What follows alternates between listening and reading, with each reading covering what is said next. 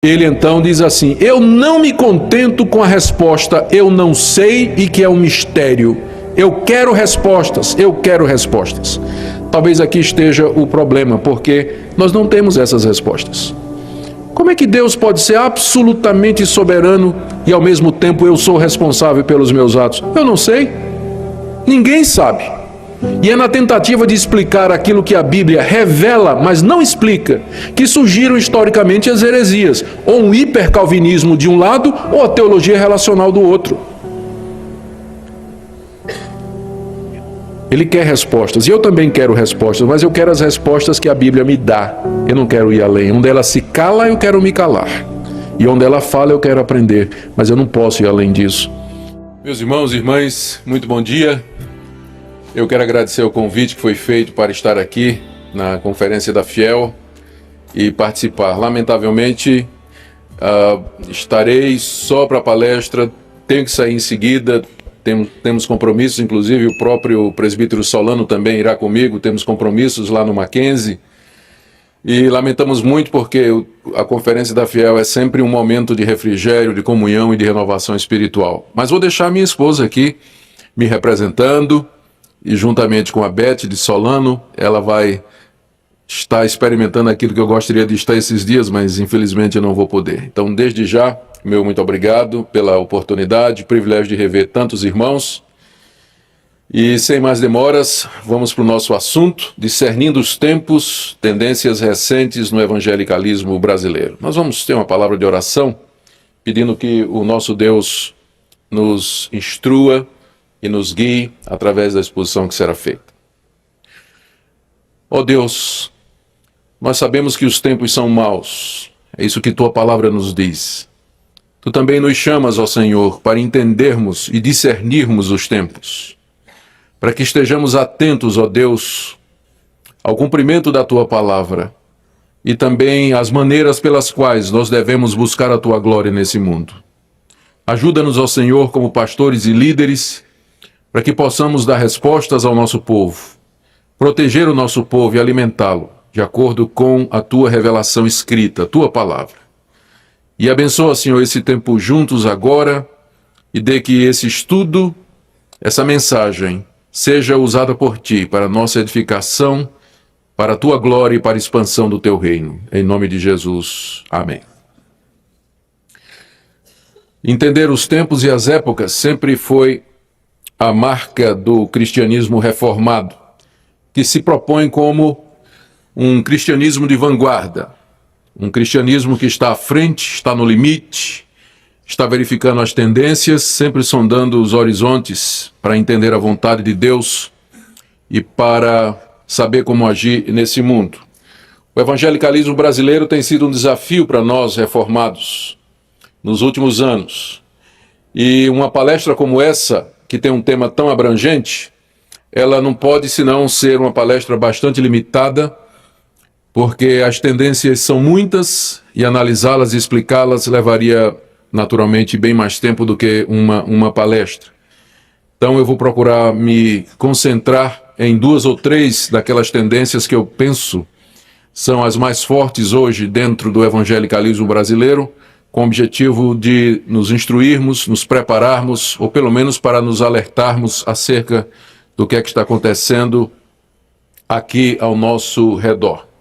E nós temos que começar, em primeiro lugar, definindo o que é evangelicalismo, porque essa palavra ela pode significar coisas diferentes para pessoas diferentes. Historicamente, é um movimento que saiu do fundamentalismo americano na década de 20 e que queria preservar aqueles fundamentos que caracterizou o movimento fundamentalista quando reagiu ao liberalismo. Só que os evangélicos, os evangelicais, como se chamaram naquela época, eles queriam preservar os pontos fundamentais da doutrina cristã, mas tirar de sobre si a pecha de separatismo que caracterizava a primeira geração de fundamentalistas. Eram fundamentalistas light, por assim dizer. Eles queriam manter o conteúdo, mas queriam tirar de sobre si a acusação de que eles eram separatistas, que não conviviam com quem pensasse diferente. Entre os evangelicais famosos, que da geração que veio em seguida, nós temos os fundadores do seminário de Fuller, o próprio Charles Fuller, o Haroldo Ockenga, que contribuiu e foi o homem que, na verdade, trabalhou para que surgisse esse seminário. Temos o famoso Carl Henry e também o não menos conhecido Billy Graham, que seria o instrumento, aquela pessoa que haveria de difundir as ideias do evangelicalismo em nível mundial. Ele já despontava como um dos grandes evangelistas e comunicadores dos meios batistas. Não penso que quando os evangélicos surgiram, eles tinham qualquer ideia de onde o movimento haveria de levar-nos. Eles estavam entendendo que o fundamentalismo estava limitado na sua ação por causa da visão exclusivista e sectária. E eles queriam uma comunicação, queriam um relacionamento mais amplo com os outros protestantes e cristãos, para dessa maneira se tornar a mensagem evangelical mais eficaz. E assim ele procurou comunhão e associação com outros cristãos. Começaram a se relacionar com os pentecostais, que já a essa altura era uma força mundial, os próprios cristãos conservadores, e até mesmo a namorar o liberalismo, não no sentido de se tornar liberais, mas de iniciar diálogos com os liberais, aqueles contra quem os pais fundamentalistas haviam se levantado. Mais uma vez, o alvo era fugir da rotulação fundamentalista, que a essa altura já começava a ter uma conotação pejorativa. O tipo de evangelicalismo que chegou ao nosso país, ele veio a princípio por meio das igrejas históricas. E é esse tipo de evangelicalismo que predominou inicialmente no Brasil. Conservador, na sua perspectiva da Bíblia, que tinha como inerrante, contudo aberto, sem fronteiras muito claras no que se limita ou no que diz respeito a identificar o que é o cristianismo ou não. E nas últimas décadas, a palavra evangélicos passou a incluir pentecostais e especialmente neopentecostais, com predominância desses últimos. Por exemplo, no último censo do IBGE, em 2000, nós soubemos que em 1980 nós éramos 6,6% da população, com 7,8 milhões. Em 2000 nós éramos 14,6%, com um número estimado de 26 milhões. E a previsão para esse ano era que nós seríamos 20% da população, cerca de 40 milhões de evangélicos, um número muito grande. Um número muito, muito extenso. Só que quando o IBGE fala de evangélicos, ele incluiu aí todo mundo. Eu estou usando essa tabela para dizer que o termo evangélico hoje, ele já não significa o que significou no início.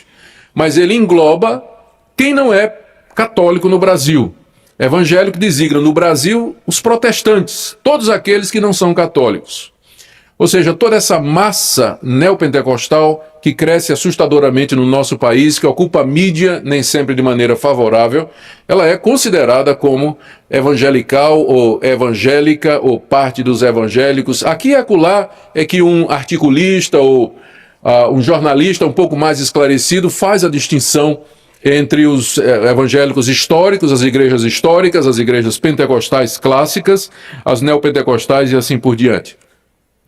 Os reformados no Brasil, de alguns anos para cá, eles vêm cada vez mais querendo evitar o nome evangelical ou o nome evangélico por conta dessa associação com os movimentos neopentecostais e igrejas emergentes que nós temos no nosso país.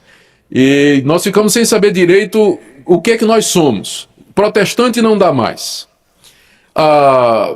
Evangelical ou evangélico, está aí feita a confusão. Reformado, nós temos que definir se é lato sensu ou stricto sensu, porque tem gente que se chama reformado, mas na verdade é liberal. É reformado porque veio de uma igreja reformada histórica, mas já capitulou e entregou os valores fundamentais da reforma há muito tempo.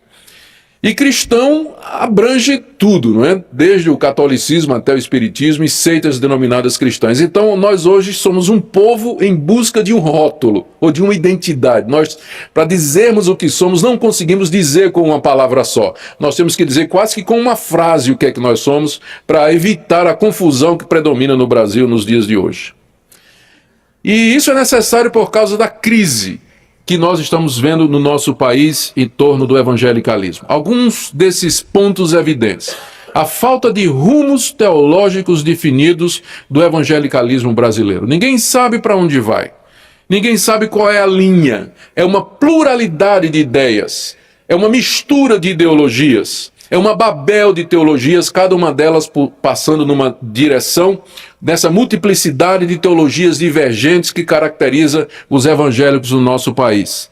Falta de uma liderança com autoridade moral e espiritual para que dê ao menos alguns rumos ao evangelicalismo brasileiro. E aqui, talvez nesse item, poderíamos mencionar a evidente fragmentação do movimento em muitas correntes, a ponto de nós não termos quem fale pelos evangélicos, ou que alguém ou algum órgão que expresse a voz dos evangélicos, como talvez nós encontraríamos nos Estados Unidos ou na própria Europa, em outros lugares. Também lá é difícil, não é fácil não, por causa da própria característica do pensamento evangelical. Então existe essa falta de liderança.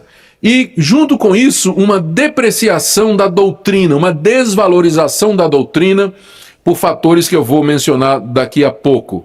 A derrocada doutrinária e moral de líderes que um dia foram reconhecidos como referência. A quantidade de escândalos é muito grande e entristece o nosso coração.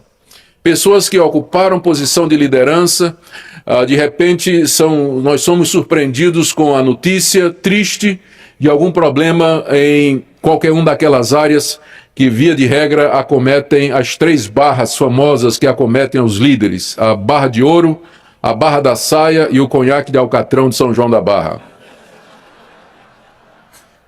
E nesse vácuo de liderança, surgem então os líderes totalitários, que se autodenominam pastores, bispos, apóstolos. Há muitos conhecidos no Brasil: o bispo Rodrigues, a bispa Sônia Hernandes, a apóstola Valnice Milhomens, aí, pasmem, o pai apóstolo Renê Terranova, em Manaus, da terra do Jaime. Vocês têm que ver quando Jaime for falar amanhã, se ele não está sob alguma influência do pai apóstolo Renê Terranova. Pai apóstolo. E a esposa é mãe apóstola. É exatamente assim que ela se denomina. Então, no vácuo de lideranças, na falta de referenciais, pessoas com autoridade moral, espiritual e doutrinária, então é nesse vácuo que aparecem líderes totalitários, que se auto-intitulam e ocupam posições de referência, inclusive na mídia, trazendo um grande desespero para todos nós. A conquista gradual das escolas de teologia pelo liberalismo teológico. Alguns anos atrás, algumas denominações históricas, como a Assembleia de Deus, não queria que seus líderes se preparassem teologicamente. Seria contra o que eles entendiam a liberdade do Espírito Santo de ensinar o pastor ou de guiar o pastor. Mas com o passar do tempo, não somente a Assembleia de Deus, mas outras denominações pentecostais históricas e outras igrejas emergentes, elas começaram a sentir a necessidade de uma preparação teológica dos seus líderes, dos seus pastores, missionários e pregadores.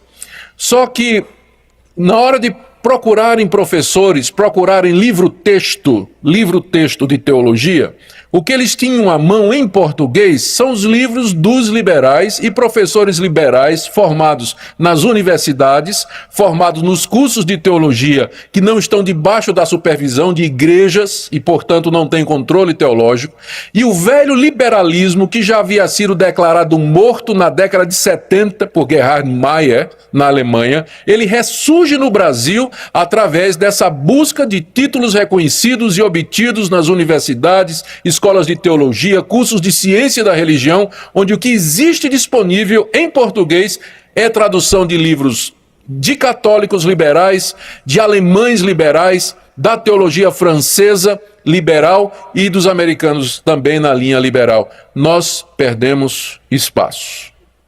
Nós devíamos ter produzido livros, textos de teologia há muito tempo atrás, porque quando a igreja brasileira se despertou para procurar estudar teologia bíblica, estudar hermenêutica, estudar a história da igreja, o que ele tinha disponível era um material produzido por outros. E isso avança no nosso país. A falta de padrões morais também, pelos quais ao menos exercer a disciplina eclesiástica. A pluralidade e o relativismo que marca a nossa cultura ocidental entrou na igreja.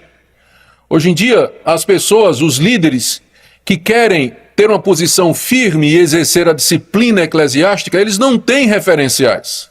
Eles têm referenciais, mas a igreja não tem. A igreja não vai compreender se alguém for disciplinado por uma conduta moral repreensível ou por uma atitude antibíblica. A igreja não vai entender esse tipo de coisa. Isso fica claro, por exemplo, na conjuntura política do nosso país, quando, apesar de toda a corrupção, apesar de toda a deterioração política que nós encontramos, dos escândalos, das comprovações de desonestidade, desvio de dinheiro público e tudo mais, contudo, parece que isso não afeta uma coisa que fala mais alto ao brasileiro, o bolso. Se o bolso vai bem, se a economia vai bem, então não interessa escândalo, não interessa corrupção, não interessa absolutamente nada. Isso é um retrato, às vezes, do que acontece nas nossas igrejas, que a questão da honestidade, da integridade, dos valores morais são colocados em segundo plano. E nós ficamos sem condição de exercer a marca da igreja, que é a disciplina eclesiástica. E na rabeira de tudo isso, a mercantilização de várias editoras evangélicas que um dia já foram referencial, mas que agora abriram seu leque de opção e se tornaram ecléticas. E é uma coisa que me assusta muito, porque nós sabemos que a boa literatura produzida por editoras que são referencial, ajuda muito a conter determinadas tendências. Mas quando essas próprias editoras passam a ter uma postura eclética de mercado, uma visão mercantilista para vender e para se colocar no mercado, para se inserir no mercado, tem que começar a publicar livros que reflitam a multiplicidade de ideias que tem no Brasil. Então nós estamos numa situação muito difícil. Fica difícil dizer, como se diríamos antes, compra livro da editora tal que só publica material de primeira. Eu ainda posso dizer isso da Fiel. Claro.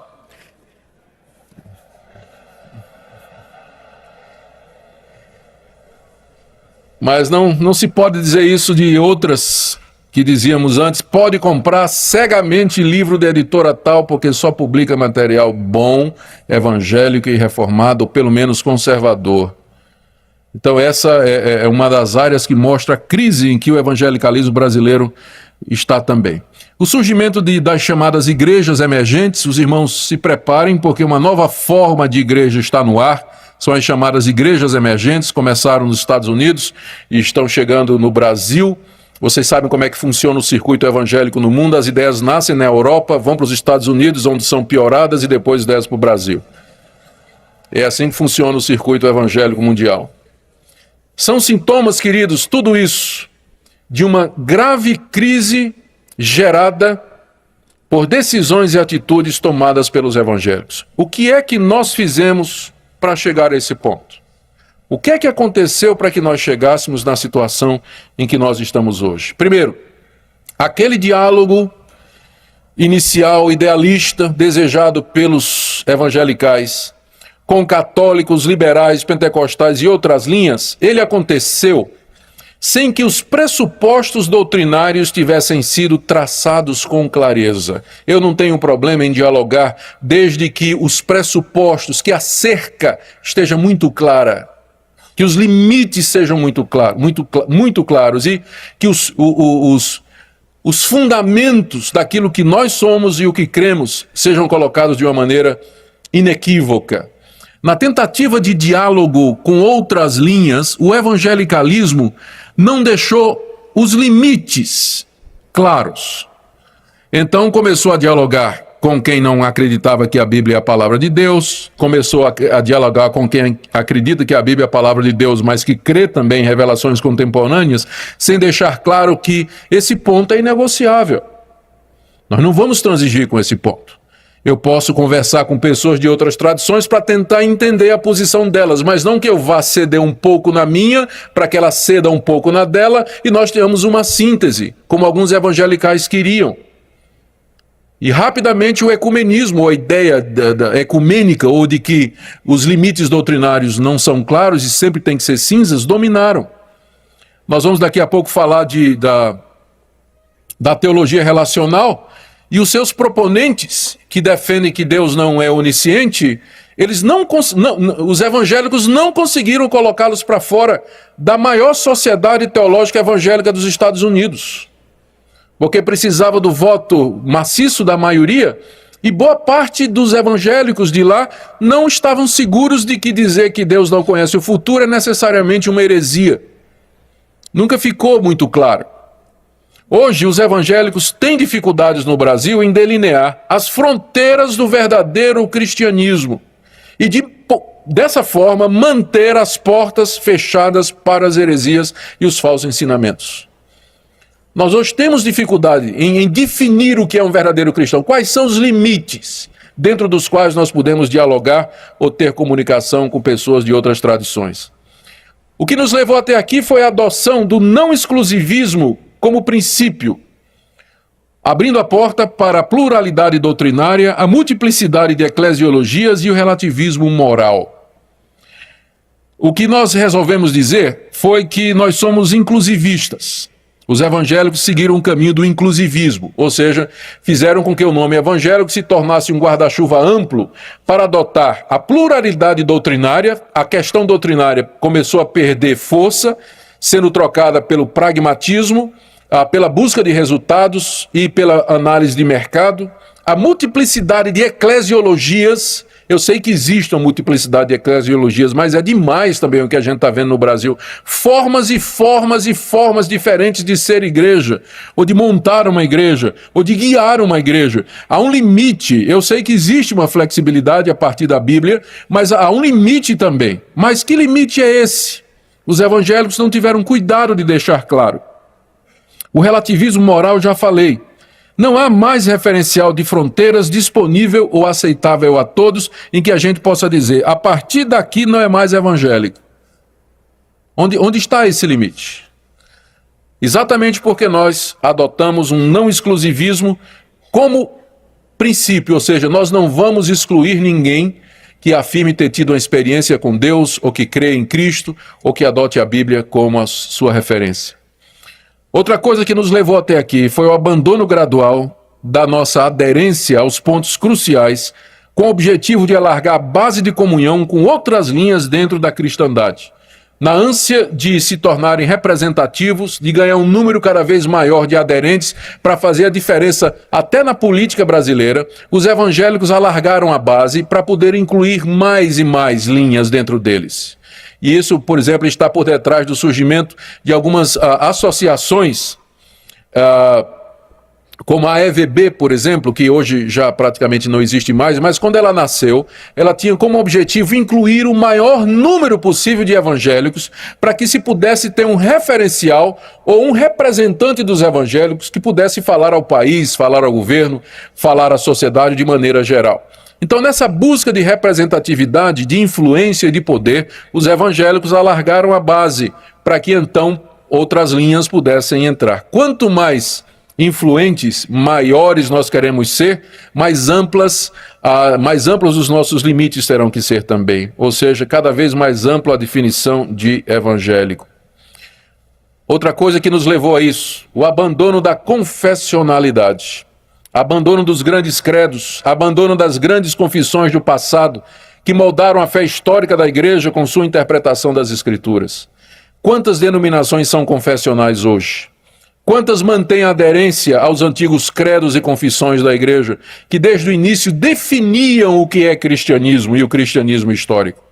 Até mesmo o conservadorismo ou a ortodoxia evangélica brasileira, ela desconhece, em grande parte, aqui e acolá um punhado de reformados, como nós somos um punhado de reformados, à vista dos 40 milhões de evangélicos que tem no Brasil, nós somos um punhado de gente que ainda mantém essas confissões como referencial. O evangelicalismo brasileiro as abandonou há muito tempo e, portanto, tateia na realidade de hoje, procurando a sua identidade. E ao jogar fora séculos de tradição interpretativa, porque as confissões são interpretações da palavra de Deus, os evangélicos ficaram vulneráveis a toda nova interpretação que surge, porque eles não têm como comparar com o que foi dito antes. como teologia relacional, vou falar sobre isso, a própria teologia da prosperidade, teologia da libertação, quando surgiu, a nova perspectiva sobre Paulo, e uma série de outros modismos intelectuais e acadêmicos, é diferente de dentro de ouro. Isso aqui vem a nível intelectual, isso aqui vem pelas instituições teológicas, dentro de ouro é outra coisa, mas isso aqui vem para ficar. Porque se produz em literatura, na formação de pastores, de seminaristas e depois então na formação das igrejas. Nós ficamos vulneráveis porque nós abandonamos as nossas confissões. E há uma coisa que marcou o evangelicalismo brasileiro, que foi a mudança de uma orientação teológica mais agostiniana e reformada para uma orientação mais arminiana. Quando é que isso aconteceu? Aconteceu depois de Dort. Armínio foi derrotado em Dort, mas está redivivo. Está redivivo através do ministério de Wesley, homem de Deus em muitos aspectos, mas que ressuscitou as ideias de Armínio e de Pelágio, através do ministério de Charles Finney, ministro presbiteriano, tenho que atacar os da minha própria denominação, não é? Falar mal dos da minha própria denominação, ministro presbiteriano, semi-pelagiano, que renegou os pontos principais da confissão de fé e se tornou um dos maiores pregadores avivalistas dos Estados Unidos no século passado, cujas ideias permearam o metodismo, o evangelicalismo, o reavivalismo, a busca da espiritualidade e, finalmente, o surgimento das igrejas pentecostais, que hoje são a maior força no país. Houve uma guinada de orientação dos evangélicos, que a princípio tinha uma grande influência agostiniana e reformada, mas hoje são largamente dominados pelo arminianismo. E muitas dessas ideias novas que surgem, elas só podem surgir em solo arminiano, elas não nasceriam em solo calvinista, elas não nasceriam em solo reformado. Mas essa mudança que aconteceu há mais de um século no meio do evangelicalismo, fez com que surgissem teologias todas filhas do arminianismo, ou seja, permitiu a invasão da espiritualidade mística, centrada na experiência, fruto do reavivalismo arminiano de Charles Finney. Essa mudança também trouxe a depreciação da doutrina em favor do pragmatismo e do antropocentrismo no culto. O homem se torna o centro no culto. O culto evangélico brasileiro é voltado para o homem em grande parte, em agradá-lo, em atrair pessoas, satisfazer as suas necessidades imediatas, dar respostas às suas inquietações imediatas. Não é que estas coisas não sejam importantes, mas elas não podem ser a razão principal pela qual nós nos reunimos para louvar e cultuar o grande Deus que nos fez e buscar a sua glória. O homem acaba se tornando, nessa perspectiva, o centro de todas as coisas. Por fim, a perda de uma cosmovisão reformada, uma maneira de ver o mundo. Na hora que os evangelicais, lá na década de 20, eles romperam com a base, eles não conseguiram produzir uma visão de mundo que desse uma resposta unificada para os problemas da sociedade em todas as áreas.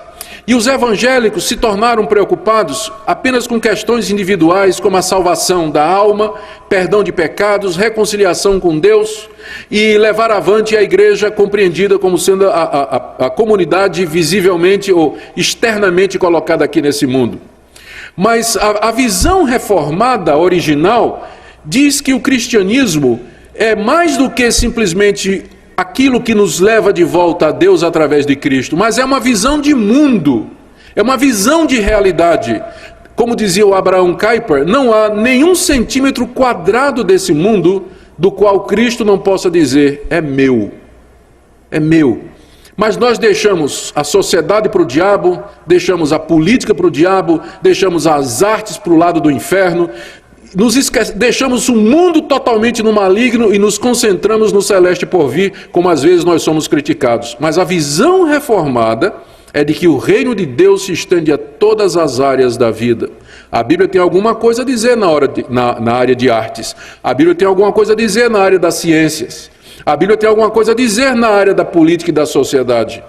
Mas o evangelicalismo brasileiro é omisso nessas áreas. E como resultado, começam a surgir movimentos alternativos no nosso país, oferecendo respostas que estão longe de ser a resposta bíblica, como por exemplo a teologia da libertação, que surgiu numa tentativa desastrada de fornecer uma visão de mundo evangelical ou religiosa que pudesse ajudar o sofrido povo brasileiro.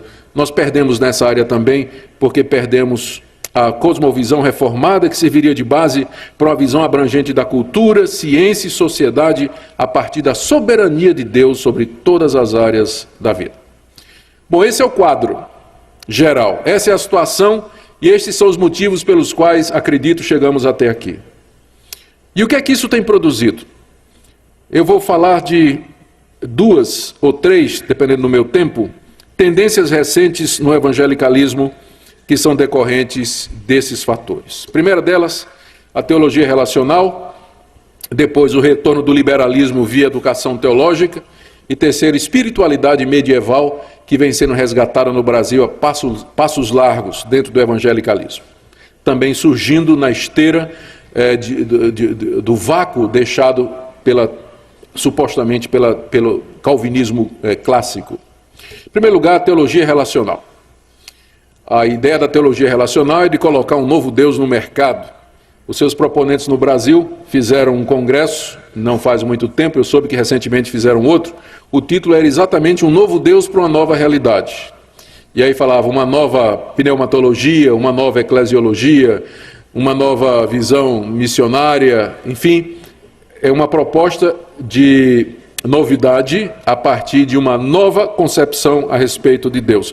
Só que essa percepção nova a respeito de Deus, da teologia relacional, ela na verdade é muito antiga.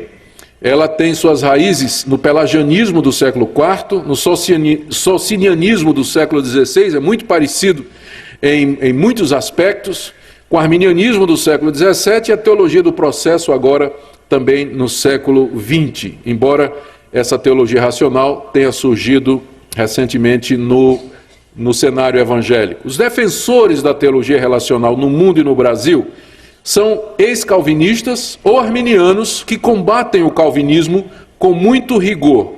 Por exemplo, Greg Boyd, que é pastor de uma grande igreja batista, o Clark Pinnock, que é um ex-calvinista. Será que existe isso, né? Ex-calvinista. Existe. A gente está acostumado a ver arminiano virando calvinista e calvinista virando arminiano. O Clark Pinnock é um deles. Ele, durante muito tempo, defendeu os 5 pontos do calvinismo, depois ele passou para o arminianismo e depois foi um pouco mais além e se tornou da linha da teologia relacional.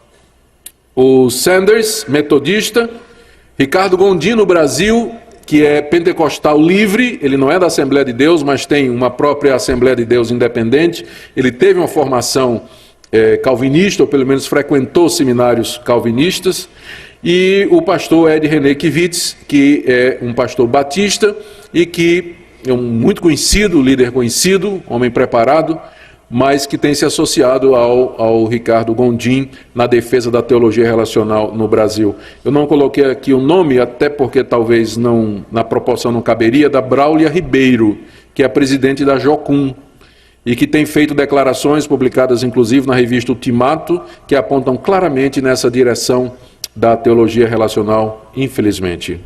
Muito bem. Para essa teologia relacional, o atributo mais importante de Deus é o amor, a quem tudo mais ou a que tudo mais se subordina. Deus é amor. Para eles, essa é a declaração principal da Bíblia em termos de teontologia. Deus é amor. E esse atributo do amor coordena e subordina todos os demais a si próprio. Então, por amor às suas criaturas, Deus abriu mão de sua soberania, que fica sendo um atributo subjugado ao amor, para se relacionar de verdade com suas criaturas. Porque se Deus não nos dá verdadeira liberdade, então a liberdade que a Bíblia diz que nós temos é uma falsidade. Para que Deus pudesse ter um relacionamento verdadeiro comigo, Ele resolveu não determinar os meus atos, não saber o que eu vou fazer e me deixar livre para que eu livremente tome as minhas decisões e livremente decida me relacionar com Ele.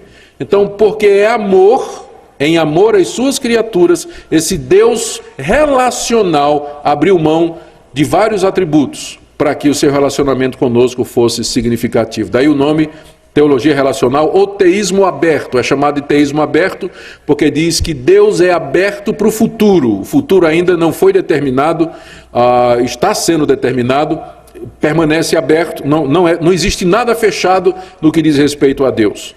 Deus, portanto, nesse autoesvaziamento, ele se tornou incapaz de realizar tudo o que deseja, como, por exemplo, impedir tragédias e erradicar o mal. Quando houve o famoso tsunami que abalou a Ásia, todos nós lembramos de um artigo escrito pelo pastor Gondim, que chocou o meio evangélico, em que ele dizia que Deus não previu o tsunami e que, se tivesse previsto, não poderia impedi-lo.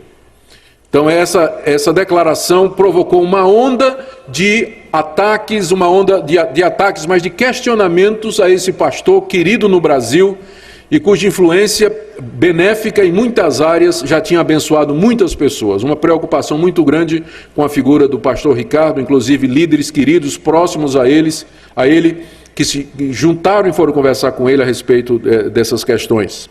Então, de acordo com a teologia relacional, Deus nem sempre leva o que quer e nem sempre acontece como ele planejou, exatamente porque ele resolveu não determinar nem controlar o mundo para que nós fôssemos de fato livres no nosso relacionamento com ele. E assim Deus se adequa às decisões humanas e redesenha a história de acordo com essas decisões. Vocês podem imaginar que esse tipo de ideia, se tivesse surgido no meio evangélico brasileiro, se o evangelicalismo brasileiro fosse dominado, ou pelo menos tivesse uma matiz reformada, esse tipo de coisa jamais teria prevalecido. Mas exatamente porque o evangelicalismo brasileiro está vulnerável e ele é influenciado pelo arminianismo, isso aqui é mais do que os arminianismos. Os arminianos se juntaram para combater isso aqui também. Mas é exatamente, a primeira porta é exatamente do arminianismo. Deus se adequa às decisões humanas e redesenha a história de acordo com essas decisões. Aqui um pouco da teologia do processo. Deus ignora o futuro, pois o futuro é aberto. O futuro é determinado pela combinação do que Deus e suas criaturas decidem fazer. O futuro não está determinado. O futuro está a caminho, está em processo. O futuro se faz à medida que os homens tomam livremente as suas decisões e Deus se adapta a elas, Deus se acomoda àquelas decisões e de alguma forma acaba conduzindo a história juntamente com a sua criatura. Por isso Deus não sabe antecipadamente que decisão uma pessoa vai tomar daqui a 1 minuto. Porque se Deus souber o que é que eu vou fazer daqui a 1 minuto, então a decisão que eu vou tomar daqui a 1 minuto, ela já não é mais uma decisão livre. E nesse ponto eu quero dizer que eu acho os teólogos relacionais mais coerentes do que os arminianos. Eles são mais coerentes. Porque o arminianismo diz o seguinte: Deus não predestinou nem predeterminou nada. Ele apenas sabe o que é que vai acontecer. O teólogo relacional chegou e disse, mas se Deus já sabe o que é que vai acontecer, então o homem não é livre. Porque se Deus sabe, vamos dizer que Deus não determinou o que é que eu vou fazer daqui a 10 minutos, mas Ele sabe o que é que eu vou fazer daqui a 10 minutos. Então a minha decisão daqui a 10 minutos não é livre. Então substituir a predestinação pela doutrina da presciência não resolve o problema. E aí que eles acusam o arminianismo tradicional de incoerência. Porque o arminianismo tradicional joga fora a doutrina da predestinação, quer explicar tudo em termos de presciência, mas no fim, se Deus já sabe o que eu vou fazer, eu não sou livre para fazer diferente do mesmo jeito. E eles então chegaram à conclusão que os calvinistas já sabiam há muito tempo. Deus sabe o que vai acontecer porque Deus já determinou o que vai acontecer. E aí então os teólogos relacionais chegaram à conclusão que precisavam jogar fora não somente a doutrina dos decretos de Deus, mas também a doutrina da onisciência de Deus, para que os homens pudessem ser livres. E por isso que eu digo, eles são mais coerentes do que os arminianos, porque a conclusão lógica do arminianismo é a teologia relacional.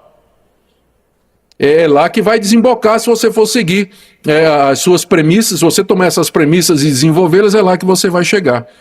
E então eles afirmam isso. Deus não pode saber antecipadamente que decisão a pessoa vai tomar em 1 minuto. Aqui eu quero citar uma declaração desse querido irmão, pastor Ricardo Gondim, que tem definido isso. Ele diz assim: Deus conhece tudo o que pode ser conhecido. Ele estava aqui nesse artigo se defendendo da acusação de que ele estava negando a onisciência de Deus. Ele disse, eu não estou negando a onisciência de Deus, eu estou redefinindo o conceito de futuro. Aí veja o que é que ele diz. Deus conhece tudo o que pode ser conhecido. Não redimensionamos a onisciência divina, apenas o nosso conceito de futuro. Se dissermos que todo o futuro já está completamente determinado, absolutamente realizado, então Deus conhece todo o futuro. Se dissermos que Deus chamou homens e mulheres para construírem um novo futuro e que esse futuro ainda não existe, podemos dizer que esse futuro não pode ser conhecido, inclusive por Deus. Então, a ideia dele não é que ele está redefinindo a onisciência de Deus, mas redefinindo o futuro. O futuro não existe, porque não aconteceu. Deus só pode conhecer aquilo que existe. Como o futuro não existe, Deus não conhece. Então, é a maneira como ele procurou explicar ao mundo evangélico, de que ele não estava dizendo que Deus não é onisciente. Eu não creio que os evangélicos compraram essa explicação. Então, segundo a teologia relacional, Deus vive no tempo e não fora dele. A teologia clássica reformada do cristianismo histórico diz que Deus, quando criou o mundo, criou o tempo e o espaço. O tempo e o espaço são criação de Deus. Os teólogos relacionais dizem que o tempo coexiste com Deus desde a eternidade. Deus existe no tempo. Ele, portanto, aprende com o passar do tempo, ele se desenvolve. E, portanto, Deus muda. Ele é imutável apenas na sua essência, mas ele muda de planos, ele se arrepende das decisões que tomou. Aqueles trechos da Bíblia que falam do arrependimento de Deus têm que ser lidos literalmente, dizem os teólogos da teologia relacional. E, portanto, Deus, quando toma decisões e faz planos, ele se arrisca. É um Deus que se arrisca numa emocionante aventura, pois ele desconhece o futuro. Por exemplo, quando ele criou Adão e Eva e os colocou no jardim, Deus não sabia qual seria a decisão do casal quando os colocou à prova. Porque ele respeita a liberdade das pessoas e deseja relacionar-se com elas de forma verdadeira. Em linhas muito breves, isso é o que pensa a teologia relacional. Mas o que é que nós poderíamos dizer à guisa, discernindo os tempos? É isso o cristianismo? Será que essa é uma interpretação de Deus e do velho dilema entre a soberania de Deus e a responsabilidade humana que pode ser aceitável a nós, ao evangelicalismo brasileiro? A teologia relacional perde o equilíbrio entre os atributos de Deus apresentados na Bíblia, entre os quais o amor é apenas um desses atributos. O que faz Deus belo é a harmonia e o equilíbrio dos seus atributos. Na hora que você toma um atributo, ainda que seja o amor, e você o coloca como Senhor de todos os demais, você desfigura Deus. A beleza de Deus é exatamente a imutabilidade de todos os seus atributos, a proporção entre eles. Ele é amor, a Bíblia diz que ele é amor, mas diz também que Deus é luz. E no caso ali queria dizer santidade, pureza, e há várias outras declarações a respeito de Deus. Na hora que nós tomamos uma e nós exaltamos em detrimento das outras, já não é o Deus da Bíblia. Além de amor, Deus é onisciente. Ao dizer que Deus é aberto e vulnerável e imutável, a teologia relacional deixa sem explicação adequada dezenas de passagens bíblicas que falam da senhoria, da soberania, do senhorio, da onipotência e da onisciência desse Deus. E ao dizer que Deus não sabia com a decisão de Adão e Eva no Éden e que mesmo assim arriscou-se em criá-los, com livre-arbítrio, a teologia relacional o transforma no irresponsável. Mas se nós cremos num Deus que planejou, que fez as contas, que sabia tudo o que haveria de acontecer porque assim decretou, e no fim viu que isso seria para a sua maior glória, é diferente de um Deus que, sem saber o que é que ia acontecer, colocou aquele casal no jardim e lhe deu a escolha do dom da vida ou da morte. Transforma Deus num Deus irresponsável, que brinca com a vida das suas criaturas.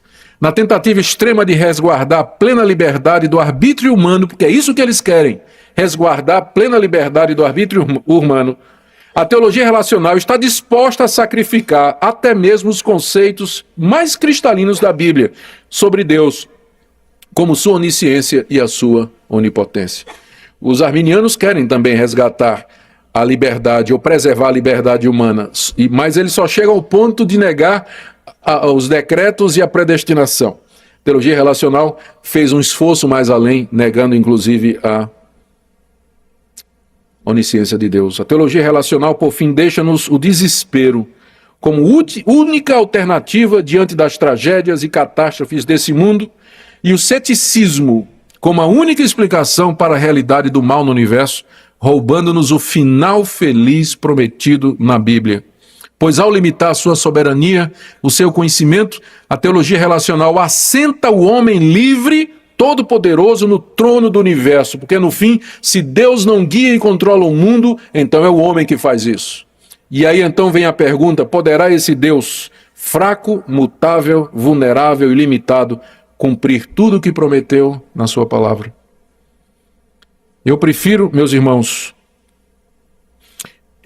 dizer que eu sei que o cristianismo, a concepção de Deus do cristianismo histórico, nunca pretendeu responder a todos os questionamentos sobre o ser de Deus. No seu último artigo, lançado há 2 dias atrás, no seu site, o pastor Ricardo Gondim disse: "Eu sou herege", é o título do artigo dele. E ele diz: "Descobri que sou herege". Aí ele reclama que não tem sido mais convidado para participar dos grandes congressos, tem sido excluído das convenções, não tem mais tantos convites como tinha antes. Então ele diz que, de fato, eu sou herege. Mas no fim, aí ele se queixa, né, que todo mundo está errado e ele está certo. E lá no fim, ele então diz assim: "Eu não me contento com a resposta, eu não sei e que é um mistério. Eu quero respostas, eu quero respostas." Talvez aqui esteja o problema, porque nós não temos essas respostas. Como é que Deus pode ser absolutamente soberano e ao mesmo tempo eu sou responsável pelos meus atos? Eu não sei. Ninguém sabe. E é na tentativa de explicar aquilo que a Bíblia revela, mas não explica, que surgiram historicamente as heresias, ou um hipercalvinismo de um lado, ou a teologia relacional do outro. Ele quer respostas, e eu também quero respostas, mas eu quero as respostas que a Bíblia me dá. Eu não quero ir além. Onde ela se cala, eu quero me calar.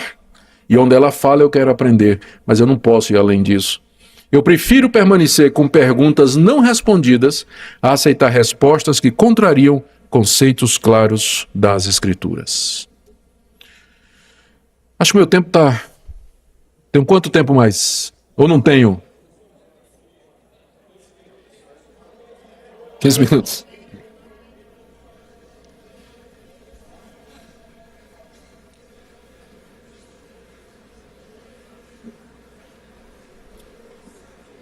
Como ninguém conhece o futuro aqui, e não está determinado, vamos tocar.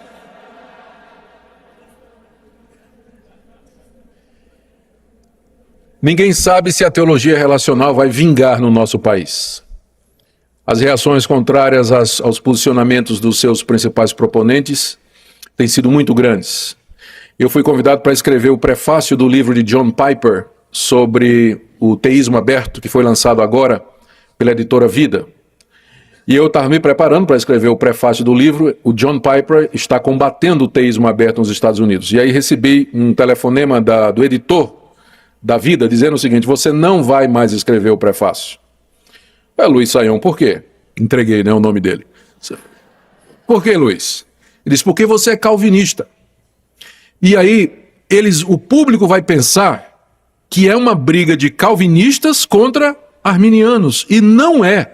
Não é uma briga de calvinistas contra arminianos. É uma briga de calvinistas e arminianos contra os teólogos relacionais, porque nem os arminianos aceitam o que eles estão dizendo de que Deus não conhece o futuro. E aí, então colocou um irmão que é metodista e cujo nome é Wesley, então está bem representativo, né? Para escrever o prefácio desse livro. Porque o Luiz Saião entendeu muito bem que não é uma luta de calvinismo e arminianismo, mas é uma luta do cristianismo histórico, a concepção do cristianismo histórico a respeito de Deus e uma nova visão de Deus que está surgindo e que não é nova, mas é desde a época do socinianismo do século XVII. Muito bem. Outra tendência, rapidamente, é o retorno do liberalismo teológico através das instituições de ensino. Meus irmãos, a busca da respeitabilidade acadêmica oferecida pela academia secular tem feito com que o evangelicalismo brasileiro submeta as suas instituições teológicas de formação pastoral aos padrões educacionais do Estado e das universidades. Existe a tendência hoje de se ter um diploma de teologia reconhecido pelo MEC, desde que o governo organizou e reconheceu a profissão de teólogo, abriu a possibilidade de ensino religioso nas escolas, mas para isso você precisa ter um diploma de teólogo reconhecido pelo MEC. E além do que, uma coisa é você ter um diploma de teólogo reconhecido pelo MEC, outra é você ter um diploma de teologia emitido por um seminário maior de uma denominação. Então, a busca da respeitabilidade acadêmica definida pelo Estado fez com que muitos evangélicos e muitas denominações passassem a treinar os seus pastores, os seus teólogos nessas instituições de ensino. Eu quero dizer, como chanceler de uma das maiores universidades do país, onde nós temos um curso de teologia, que o MEC não obriga ninguém a ser liberal. Você pode ser conservador e ter um curso de teologia regulado pelo MEC, sem problema algum. Não é obrigado você ser liberal. Só que os cursos de teologia e de ciências da religião oferecidos hoje nas universidades públicas, ou mesmo as chamadas confessionais católicas, de há muito tempo eles vêm sendo controlados e dominados pela visão humanista e secularizada do mundo. A ideia que as pessoas têm é que o ensino dado na universidade, a teologia ensinada na universidade, ela é de uma qualidade superior porque é científica e porque usa de padrões neutros. Só que esses padrões não são cientificamente neutros. Não existe ciência neutra. Não existe. Todos esses padrões são comprometidos metodológica, filosófica e pedagogicamente com uma visão humanista e secularizada do mundo. Você vai estudar ciências da religião, você vai estudar religião do ponto de vista da sociologia. E qual é o pensamento que controla a sociologia brasileira? O marxismo. Antropologia, que é uma ferramenta para você estudar religião, é a antropologia que é dominada por pressupostos evolucionistas. A pedagogia é a mesma coisa. Então não é neutro. Não existe universidade neutra. As federais não são neutras, as públicas não são neutras, são todas confessionais. Ela tem a confissão do humanismo e da secularização. E o que elas ensinam é tingido por esses pressupostos sobre Deus, sobre o mundo e sobre o homem. Então o que acontece é que, em busca da respeitabilidade acadêmica, as pessoas são levadas a procurar um diploma nessas instituições onde as escrituras não são estudadas de uma perspectiva cristã, mas somente de uma perspectiva literária. Os cursos de teologia e ciências da religião são dominados pelo liberalismo teológico e pelo método histórico crítico, porque são estes considerados científicos. Lembre que aqui nós estamos lidando com um conceito de ciência que exclui toda a possibilidade do sobrenatural. O liberalismo teológico, queridos, que já foi declarado falecido, ele crê que a trindade e a divindade de Jesus Cristo são influência grega na teologia cristã, que Paulo deturpou o cristianismo simples de Jesus e dos 12 apóstolos e inventou a doutrina da justificação pela fé em Cristo e a doutrina da ressurreição física, influenciado pelas religiões de mistério. Segundo o liberalismo, a igreja cristã se desviou quando começou a elaborar credos e confissões, criando um Cristo da fé que é diferente do Jesus histórico. Dizem eles que a igreja cristã se perdeu na interpretação da Bíblia através dos séculos e que somente com o advento do método crítico, há cerca de 300 anos, é que se começou a analisar corretamente a Bíblia, que para eles é apenas o testemunho falível da fé de Israel e da igreja primitiva. A Bíblia, portanto, precisa ser expurgada dos seus mitos, fábulas, lendas, acréscimos, como, por exemplo, a criação, o dilúvio, a figura de Adão, o próprio Moisés, os milagres de Jesus, etc, etc, etc, etc. Nada disso aconteceu porque não pode ser cientificamente provado. E, portanto, uma análise bíblica a partir de pressupostos da ciência teria que necessariamente excluir todas estas coisas e considerá-las como mito. E é isso que acontece. A semana passada, aliás, 2 dias atrás, estava no meu escritório um dos maiores apologetas do evangelicalismo brasileiro e que tem a força de ser da Assembleia de Deus, Dr. Paulo Romeiro, que é professor lá no Mackenzie, na área de ciências da religião. Ele disse: pastor, eu dou graças a Deus porque aqui, pelo menos, eu posso ensinar ciências da religião e continuar crente. Onde eu tirei o meu título, isso era impossível. Isso era impossível. Nós ainda estamos lutando para que continue gente crente lá no Mackenzie nessa área, porque a luta é muito grande. Mas é que você vai fazer um ciências da religião em qualquer outro lugar, ou um curso de teologia numa universidade federal, pública, aberta, onde quer que ofereça, é um método crítico mesmo, que é ensinado, que vê a Bíblia simplesmente como uma produção humana e assim por diante. E se a pessoa não for firme, ela capota mesmo na fé. Os programas teológicos são a porta de entrada do evangelicalismo, do velho liberalismo travestido de roupas novas, como, por exemplo, a nova perspectiva sobre Paulo, que está chegando com muita força no Brasil através dos cursos de teologia que se dedicam mais à literatura e à hermenêutica. É a ideia de que o judaísmo do século I era uma religião da graça e da misericórdia, que Paulo fez uma leitura errada do judaísmo, pensando que era legalista, que não tem adversários para quem ele deveria ter escrito Gálatas. É uma leitura errada que ele fez do judaísmo. Ou nós estamos lendo Paulo errado. Então esse movimento propõe uma releitura das cartas de Paulo e da doutrina da justificação pela fé.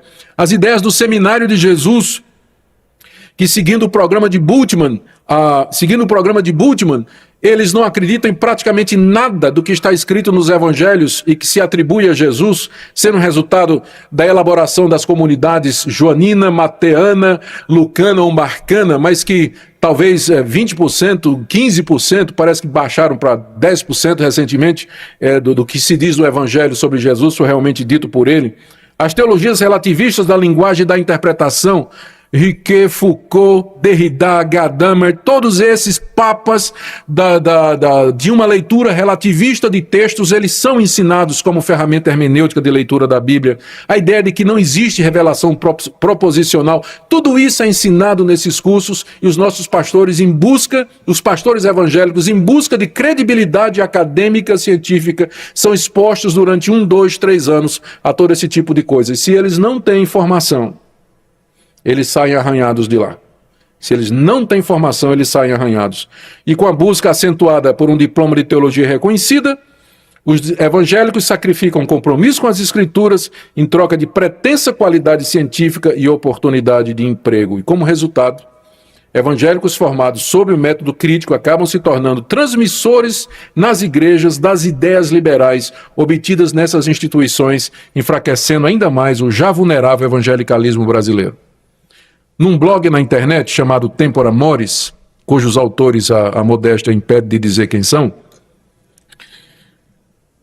existe aqui, tem uma postagem sobre o liberalismo que diz o seguinte, atenção, o liberalismo nunca plantou igrejas, nunca aumentou o número de membros e nem a receita financeira das igrejas. Só conseguiu reproduzir outros liberais, os quais, por sua vez, precisavam também sobreviver. O liberalismo teológico sempre teve que achar um hospedeiro que pudesse sugar até que o mesmo morresse drenado. Hoje assistimos aos estertores mortais das últimas denominações históricas na Europa e nos Estados Unidos que um dia o abrigaram. O liberalismo não produz igrejas, não abre campos missionários, ele se apodera de um corpo eclesiástico, suga até a última gota de sangue, drena e depois vai procurar outro hospedeiro. E esse parasita está vindo ao Brasil dessa maneira. Estou terminando. Terceira tendência que eu preciso dizer é a da espiritualidade medieval. Todos vocês já devem ter ouvido falar de alguma maneira do movimento de espiritualidade. A espiritualidade, que é um tema antigo da praxis católica, tornou-se ultimamente um assunto da agenda evangélica. E a proposta passa pelo resgate da espiritualidade dos místicos do período medieval. Um dos mais citados aqui é o Henry Nouwen, que é católico, que é um dos maiores proponentes da espiritualidade medieval, católico leigo. A nova espiritualidade busca uma comunhão maior com Deus e ela critica a superficialidade da piedade cristã moderna, o desinteresse da igreja por exercícios espirituais como meditação e contemplação. Ele diz que a igreja evangélica não deixou de se preocupar com essas disciplinas que eram muito utilizadas para uma maior comunhão com Deus, meditação, contemplação, jejum e assim por diante. A espiritualidade condena a influência nefasta da teologia sistemática tradicional, porque faz uma abordagem mecanicista da realidade e não dedica espaço para a oração. Eles acusam a teologia clássica de ter se tornado racionalista no Ocidente e impedido de ver a ação de Deus na história e no indivíduo, através de experiências. Por exemplo, para eles, os calvinistas são racionalistas frios e secos, porque têm uma visão de mundo, porque são cessacionistas. Eles não acreditam que Deus age hoje no mundo. Deus só fala pela palavra. Prendemos Deus na Bíblia, com o sola escritura. E por isso, A nossa única forma de comunhão com Deus é ler a Bíblia. E nós não gastamos tempo para meditação, contemplação, jejum, ficarmos a sós com Deus em silêncio durante muito tempo, buscando sentir a presença de Deus. Então eles acusam o calvinismo de ter drenado a espiritualidade e a alma piedosa do evangelicalismo ocidental. E eu fiquei muito preocupado. Eu não descreio de algumas dessas coisas. Quando o calvinismo fez isso, é que um calvinismo mal orientado, porque o lema de Calvino era orare et labutare. As duas coisas, labuta e oração, andam juntas. Toda vez que o calvinismo causou esse tipo de coisa, é porque é um calvinismo distorcido. A espiritualidade está sendo defendida hoje por evangélicos. É um movimento crescente no meio dos evangélicos. Defendida por gente que entende o diálogo com o catolicismo e a igreja ortodoxa, e defendida por teólogos católicos modernos e até pelos neoliberais ou liberais recentes. Por quê? Porque o misticismo medieval, que é a base da nova espiritualidade, funciona como uma espécie de ponte para esse diálogo. De que maneira? Preciso dizer que nem todo mundo que defende a espiritualidade é neoliberal. Mas por que que os evangelicais, que acreditam que a verdade evolui e muda, estou falando aqui dos neoliberais, e que são críticos ferozes de tudo que é antigo na igreja, agora resolveram beber no antigo misticismo medieval? É isso que me assustou. Quando eu vi gente como James Houston na linha da espiritualidade, eu disse, tudo bem, eu conheço o Houston pessoalmente. Eu creio que é uma pessoa firme, eu acho que ele está querendo, é um outro nome para despertamento espiritual, avivamento espiritual, busca da comunhão com Deus. Aí eu fiquei tranquilo. Aí eu vi Ricardo Barbosa, que é presbiteriano, envolvido também nesse movimento. Disse, muito bem, eu conheço o Ricardo, é uma pessoa reformada, é firme, não tenho dificuldade nenhuma. E aí de repente eu vi que todo esse pessoal gostava de Henry Nouwen. Digo, epa, peraí. Aí já está um pouquinho. Aí depois eu li que muitos padres e teólogos católicos estão associados ao movimento. E quando finalmente eu vi um liberal dizer que ele era um místico espiritualista, aí eu disse, bom, alguma coisa está errada aqui. O que é que liberais estão encontrando no misticismo medieval que os atrai a esse movimento da espiritualidade? Primeiro, foco na experiência. Os místicos medievais, a vida deles era focada na experiência. E se você ler a história deles, a ausência de Bíblia e a consequente esvaziamento de conteúdo teológico. O misticismo medieval não tem conteúdo teológico. Da mesma forma, o neoliberalismo. Da mesma forma, qualquer tentativa de unir catolicismo e protestantismo tem que ser às custas do esvaziamento teológico. A piedade ascética medieval não era moldada pelas escrituras, a começar pelos votos de abstinência, a autoflagelação, o isolamento social e uma vida dedicada à contemplação. Outra coisa, a busca que eles têm em comum é a busca da experiência interior, do êxtase, do mistério, de uma comunhão com Deus onde um homem não fala teologicamente e Deus também não responde teologicamente. Todos eles negam que Deus se revela de maneira proposicional, sob a forma de frases, de proposições, porque isso envolve o intelecto, envolve a síntese teológica, e isso não pode haver, porque na hora que isso começa, os nossos problemas e as diferenças aparecem. Agora, veja só, a mesma coisa acontece com os herdeiros evangélicos do famoso Schleiermacher, considerado o pai do liberalismo protestante. Para Schleiermacher, a religião consistia no senso interior da dependência de Deus e não na aderência a qualquer conteúdo.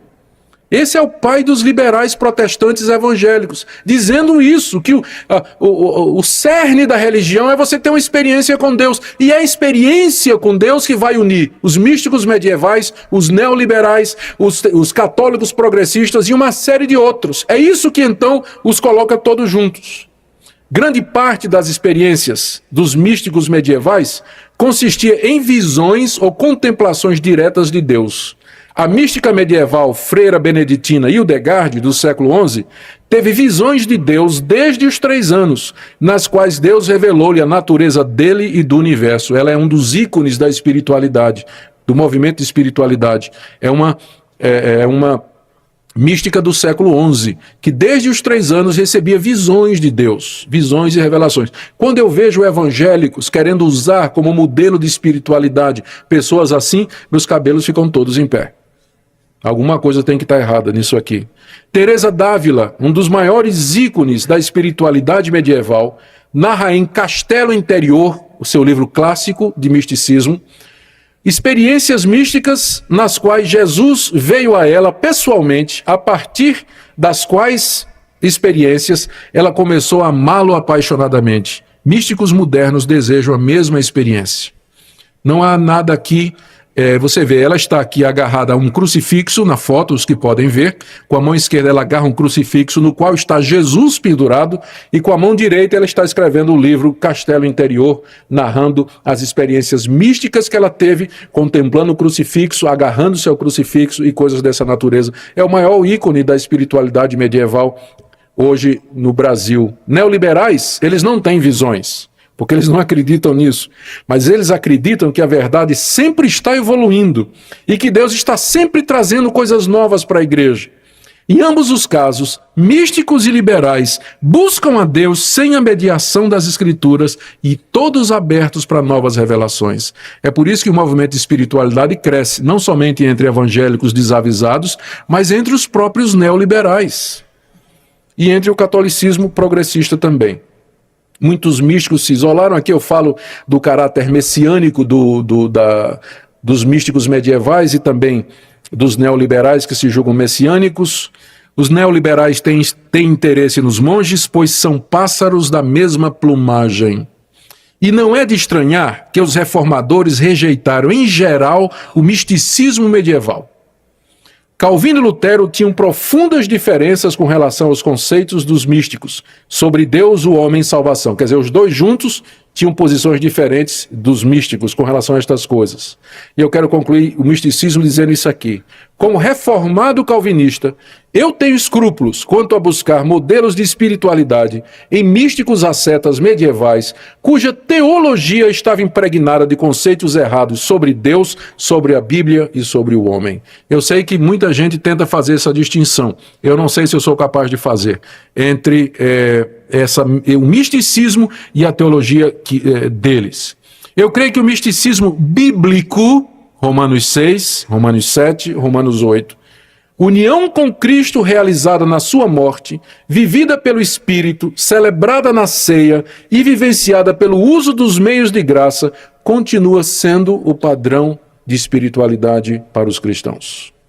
Não penso que haja substituto para isso. Como então viveremos? Não tem saída fácil. Eu vou terminar com a recomendação de Francisco Solano Portela Neto.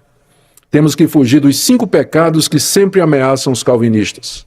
Eu vou dizer uma coisa aqui que eu espero que ninguém se ofenda comigo, mas eu tenho grandes esperanças de que a reforma protestante, o futuro dela no Brasil, está no meio dos pentecostais históricos.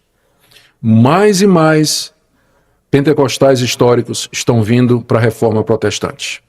Bill Barclay está aqui. Ele é um dos grandes produtores de livros evangélicos reformados. Ele poderá dizer a você quem é que compra mais livros dele.